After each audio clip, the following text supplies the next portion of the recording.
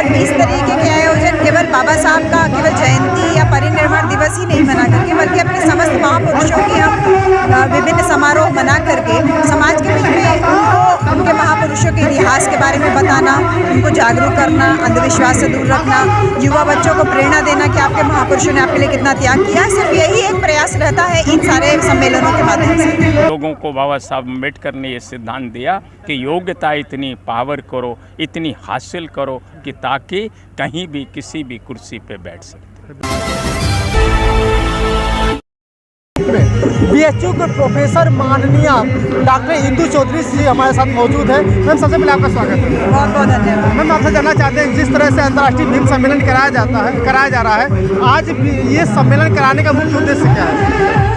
देखिए, आज तो एक पहली बात तो है कि एक अवसर है कि बाबा साहब का आज परिनिर्वाण दिवस है 66वां, तो उसके लिए हम एकत्रित हुए हैं। और इस तरीके के आयोजन केवल बाबा साहब का केवल जयंती या परिनिर्वाण दिवस ही नहीं मना करके, बल्कि अपने समस्त महापुरुषों की हम विभिन्न समारोह मना करके समाज के बीच में उनको उनके महापुरुषों के इतिहास के बारे में बताना, उनको जागरूक करना, अंधविश्वास से दूर रखना, युवा बच्चों को प्रेरणा देना कि आपके महापुरुषों ने आपके लिए कितना त्याग किया। सिर्फ यही एक प्रयास रहता है इन सारे सम्मेलनों के माध्यम से। जब अक्सर देखा जाता है, लोग कहते हैं कि नहीं, बाबा साहब मिशन अधूरा की सभी बात करते हैं कि बाबा साहब में तेरा मिशन अधूरा, हम सब मिलकर करेंगे पूरा, लेकिन अभी आज तक बहुत सारे लोग बाबा साहब के मिशन को नहीं जान पाए हैं। हम आपसे जानना चाहते हैं कि बाबा साहब का मिशन क्या है? बिल्कुल सही बात है। बहुत सारे लोग, क्या 98% शिक्षित लोग जो बाहर तो बड़े बड़े नारे लगाते हैं, उनके घर में अगर देखा जाए तो वही पुरानी व्यवस्था पूरी लागू रहती है। बाबा साहब का देखिए 2 मिशन था, सही मायने में देखा जाए। बाबा साहब पूरे भारतवर्ष को एक बौद्धमय समाज के रूप में देखना चाहते थे, बौद्धमय भारत के रूप में देखना चाहते थे। तो उस बौद्धमय के बनाने के लिए बाबा साहब ने हमको भगवान बुद्ध का धम्म दिया। भारतीय संविधान को पूरी तरीके से लागू होना उनका एक बहुत बड़ा सपना था। तो वो एक मिशन है जो अधूरा तो है ही है, और उसको कोई एक पीढ़ी का ये काम नहीं है, ये पीढ़ी दर पीढ़ी का काम है। क्योंकि बौद्धमय भारत का सपना जो बाबा साहब का था, उसके लिए उन्होंने एक शुरुआत कर दी थी 1956 में बौद्ध धर्म की दीक्षा देकर के। अब हमारी जिम्मेदारी है कि हम उसको किस तरीके से घर में इम्प्लीमेंट करते हैं। केवल बाहर जा कर के मंचों पे खाली जय जयकार ना लगाएं, बल्कि उसको अपने व्यवहारिक जीवन में, अपने परिवार में, अपने समाज में, अपने लोगों के बीच में, स्पेशली नौकरी पेशा लोग बाहर निकल करके लोगों के बीच में इस विचारधारा का प्रचार प्रसार करें। आपसे आखिरी सवाल ये है कि आज देखा जाता है अक्सर दलितों के साथ अन्याय होता है, उनके लिए क्या कहना चाहते हैं कि इसके लिए क्या खुद दलित जिम्मेदार होता है या सरकार जिम्मेदार होती है? देखिए, दलितों के साथ जब जो अत्याचार हो रहा है, ये कोई नई बात नहीं थी, लेकिन भारतीय संविधान लागू होने के बाद में इस पे जो लगाम कसी थी, इससे जो तबका हमारे ऊपर अत्याचार कर रहा था, वो एकदम तिलमिलाया हुआ है कि अचानक से कैसे जिनके ऊपर अत्याचार करते थे, जिनके मतलब जो हरवाही करवाते थे बिना वेतन के, इनको 2 जून की रोटी भी नहीं देते थे और खेत में काम करवाते थे, आज अचानक से कैसे वो कुर्सी पे बराबरी पे बैठने लगे। तो वो तिलमिला तो रहे थे। अब धीरे धीरे करके जब वो शासन सत्ता पे उन्होंने कब्जा कर लिया, तो उस तिलमिलाहट को, वो एक तरीके से बौखलाहट है उनकी कि वो निकल के आ रही है, परिणति हो रही है दलितों के ऊपर अत्याचार के। लेकिन हाँ, भारतीय संविधान हमारी रक्षा के लिए है, तो हम एक आशान्वित है कि आप अत्याचार भले जितने भी कर लो, लेकिन आपको उस अत्याचार से लड़ने के लिए आपको भय तो रहेगा। आपने मार दिया, काट दिया, कुछ भी किया, लेकिन आपको हमेशा भय लगा रहता है। वो भय का नाम भारतीय संविधान है। इसका जो प्रोग्राम किया जा रहा है, इससे जनता को और लोगों को क्या उद्देश्य मिल रहा है?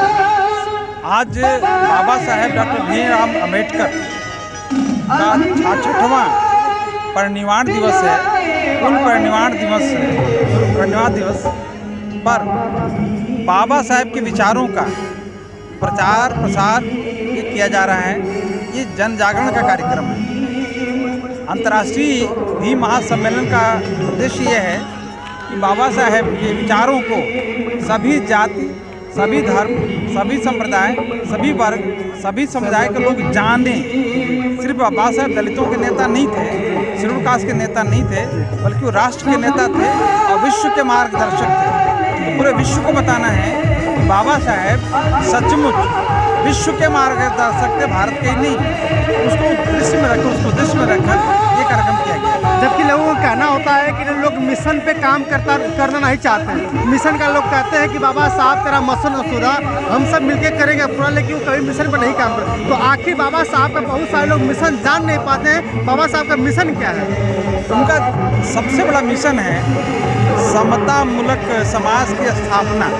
भारत में समतामूलक समाज की स्थापना, ताकि जो है आर्थिक, सामाजिक और राजनीतिक न्याय स्थापित हो सके, किसी के साथ पक्षपात न हो, कोई गरीब न रहे, कोई बेरोजगार न रहे। बाबा साहब का जो उद्देश्य है वो राष्ट्रीय नहीं अंतर्राष्ट्रीय उद्देश्य। अभी देखा जाता है कि बहुत जगह देखा जाता है दलितों के साथ जो है कि गलत व्यवहार किया जाता है, उसका जो है कोई भी बात नहीं सुनी जाती है। इसके लिए क्या कहना चाहेंगे? उसके लिए जागरण पैदा करके जो कानूनी कार्रवाई की जाती है वो किया जाता है। सरकारों को जागरूक किया जा रहा है, सरकारों को बाध्य किया जा रहा है कि तुरंत एक्शन ले। कार्यकर्ता तुरंत जा रहे हैं, FIR लाज हो रहा है, धरना प्रदर्शन हो रहा है, लिखित तौर पर भी कोर्ट में हम लोग बहुत परसू करवा रहे हैं। देखिए, बाबा साहब अम्बेडकर जो हैं राष्ट्रीय या क्षेत्रीय नहीं है। बाबा साहब अम्बेडकर का जो व्यक्तित्व है वो सार्वभौमिक है, अंतर्राष्ट्रीय क्षेत्र में है। बाबा साहब अम्बेडकर ने जब कोलंबिया विश्वविद्यालय में पढ़ रहे थे 1916 में, जब उन्होंने पूरे दुनिया के लोगों की एक समस्या के ऊपर एक सम्मेलन हुआ और उस पर उन्होंने अपना कास्ट इन इंडिया पढ़ा, तो उस कास्ट इन इंडिया में उन्होंने बहुत तरीके से लिखा, नस्लवाद और जातिवाद के, भारत के विशेष जातिवाद के बारे में कहा।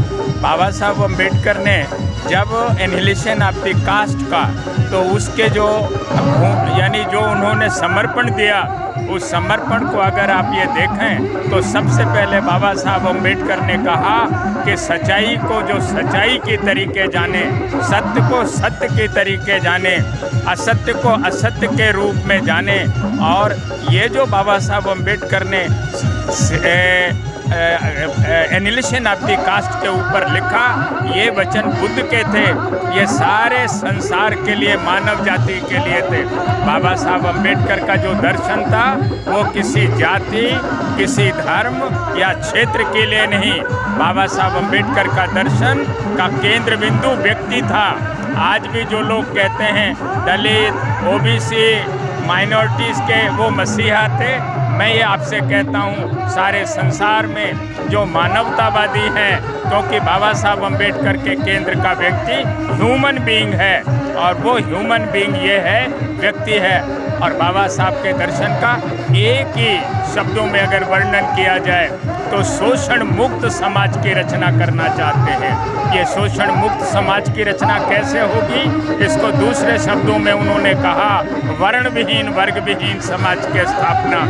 वर्ण इसलिए कि भारत के अंदर जातियां हैं, वर्ग इसलिए कि सारे संसार में आर्थिक डिस्पैरिटी है। उस शोषण जो है नस्ल, रंग, भेद, जाति के अनुसार है और अर्थ के अनुसार है, उसको समाप्त करके बाबा साहब अम्बेडकर शोषण मुक्त समाज की रचना करना चाहते थे। यही बाबा साहब का अंतर्राष्ट्रीय संदेश है। और पूरे संसार के जहाँ भी संसार है, जहाँ भी संसार में शोषण है, उसको समाप्त करना बाबा साहब अम्बेडकर का समता, न्याय, बंधुता के और स्वतंत्रता का समाज का निर्माण करना चाहते थे। इसलिए भारत का जो संविधान है, उसका प्रियम्बल ऑफ द संविधान, जो प्रियम्बल ऑफ द कॉन्स्टिट्यूशन है, वो उनके दर्शन का बिल्कुल प्रतिबिंब है।